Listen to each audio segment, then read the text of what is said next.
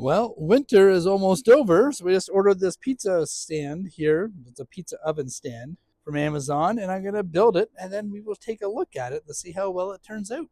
Can't wait to get started. So that didn't take long, probably about 30 minutes. Did I have to go back and do a couple of things twice? Yes, this part. Was it a little bit awkward doing the wheels? A little bit, not too hard. Did I cut myself? Of course.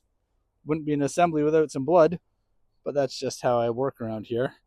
They do include a little tiny, well, it looks like an Allen key, but it's a Phillips head screwdriver slash whatever. And I brought just some general sockets here. I ended up using like a 9/16, and I believe the other one was a 1/4 inch. Hard to tell because they're all down there now.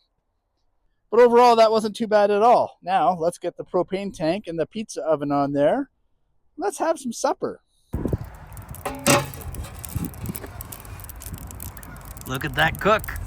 We can't make good pizzas, but we can sure make good panzerottis.